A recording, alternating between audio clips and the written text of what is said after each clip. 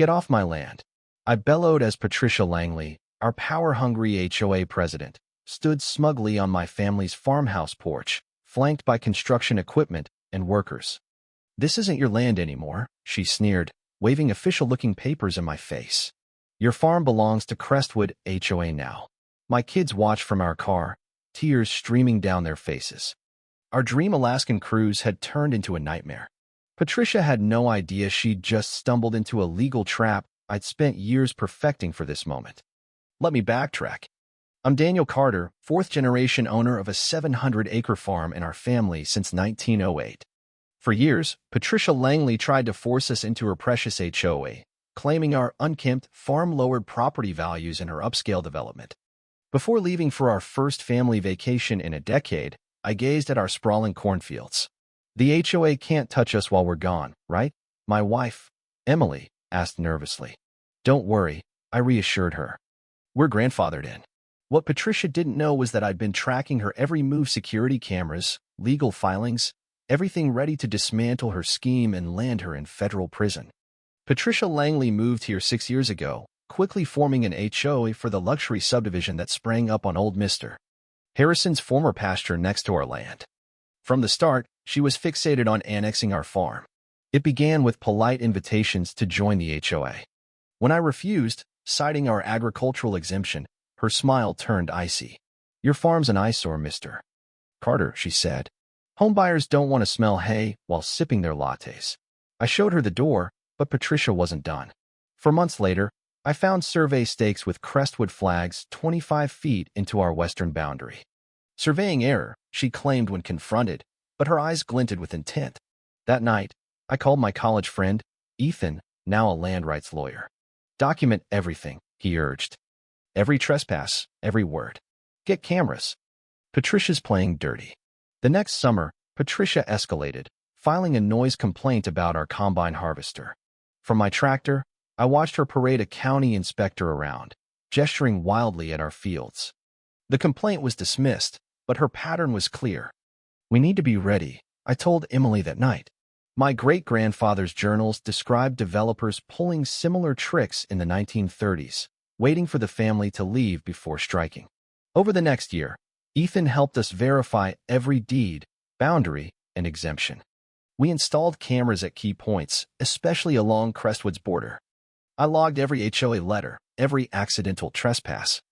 Then came the irrigation dispute. Patricia claimed our drainage flooded Crestwood basements. The water commissioner found their developer had built on a natural runoff path. Patricia stormed onto our land. This isn't over, Carter, she hissed, her designer perfume sharp. Your kind doesn't belong here. This land's for progress. Our new camera caught it all. Ethan was thrilled when I sent the footage. Textbook harassment, he said. Keep building the case.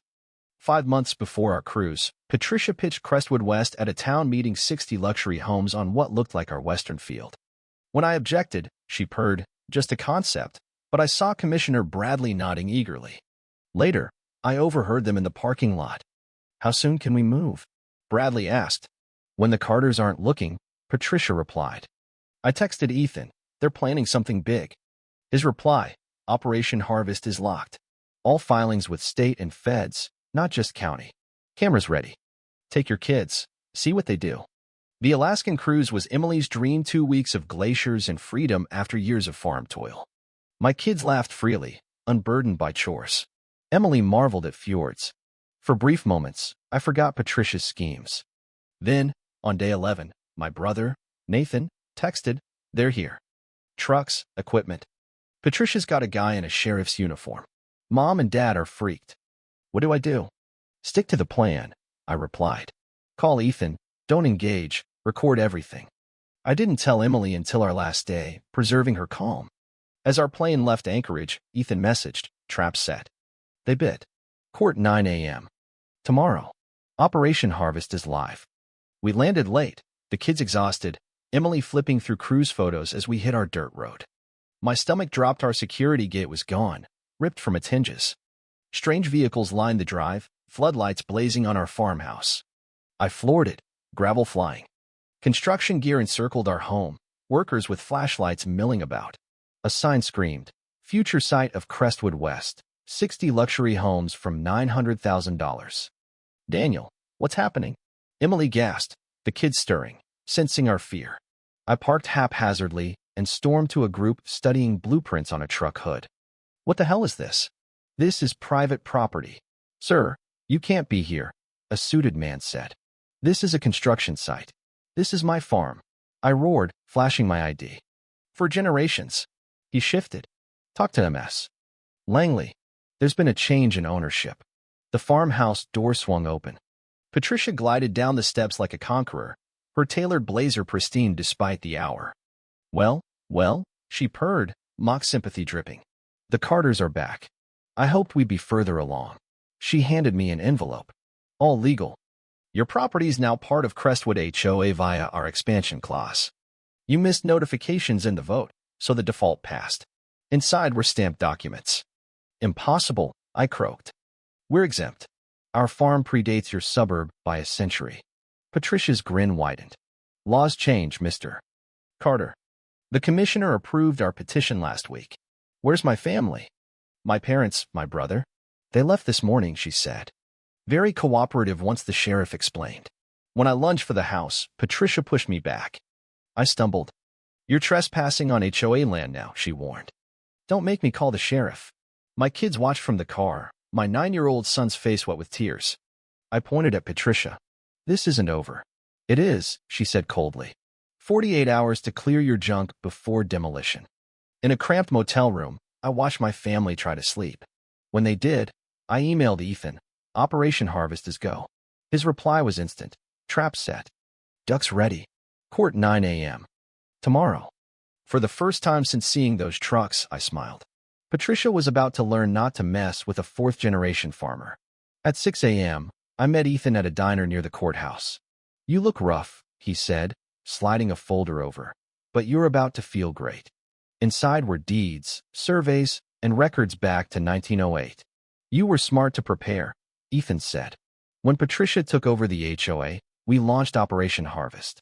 Every document, boundary, and claim verified, notarized, and filed with state and feds, not just county.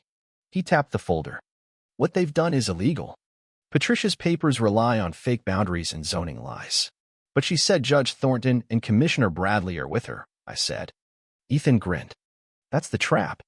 They'd be committing federal crimes if they knowingly backed her fakes, and we've got proof they knew. He showed me an email chain from my cameras catching Patricia and Bradley marking false boundaries. 17 federal violations. And that sheriff? A hired goon from her security firm, not law enforcement. Your family wasn't evicted, they were scared off by imposters. Another federal crime. My rage surged. She faked a sheriff? Ethan nodded. Patricia got cocky. She thought you'd be too broken to fight. She didn't expect us. He checked his watch. Judge Hawthorne, a real federal judge, not Patricia's crony, set an emergency hearing. At the courthouse, Patricia arrived with 3 sharp-suited lawyers, faltering when she saw my calm. Inside Judge Hawthorne's courtroom, the no-nonsense woman in her 60s started at 9 a.m. Emergency hearing, case 2025, CV 4891, Carter versus Crestwood HOA, allegations of fraud, trespass, and illegal seizure. For an hour, Ethan presented our case, original deeds, surveys, and AG exemptions proving our farm's immunity to zoning shifts. Then came the footage Patricia's crew ripping out our gate, rolling in equipment, and, most damning, Bradley hammering fake boundary markers, consulting forged papers. The courtroom buzzed. I saw Emily slipping with the kids, my son's eyes wide as he recognized Patricia on our land. The knockout was an audio clip of Patricia and Bradley plotting to fake documents and rush them through while we were gone. The Carters won't know what hit them, Patricia's voice rang out. By the time they're back from Alaska, we'll have leveled that eyesore and started phase 1. Judge Hawthorne's face hardened. When Ethan finished, she turned to Patricia's team. Counselors, I'm issuing an immediate restraining order. All work on the Carter property stops now. Patricia leapt up. Your Honor, this is absurd. We have permits, Commissioner Bradley, and Judge Thornton's approval. Hawthorne's stare was ice. MS. Langley, sit down and stay quiet. Based on this evidence, you may face federal charges for fraud, falsifying documents, and impersonating law enforcement. Bailiff, keep MS. Langley here. The FBI will want a word. Patricia collapsed into her seat, pale, as her lawyer scrambled. I'm restoring full rights to the Carter family, effective now, Hawthorne said. I'm also ordering a probe into Crestwood HOA, Commissioner Bradley, and Judge Thornton. Her gavel slammed. Emily and the kids rushed me. Over my wife's shoulder, I saw two suited men approach Patricia FBI, as promised. Ethan clapped my back. Phase 1 done. Ready for Phase 2. I watched Patricia escorted out, her sleek bun unraveling, her confidence shattered. She picked the wrong farmer. The FBI found Patricia had run this scam in 4 other counties, forming HOAs then bullying nearby properties with intimidation and fraud. She got 14 years for fraud, falsification, and impersonation. Bradley was ousted. Thornton claimed he was duped and cooperated. Crestwood HOA was audited under court oversight. We got our land back, damages to repair the mess, and a permanent injunction barring any HOA from targeting our farm. 6 months later, a letter arrived from Patricia's prison.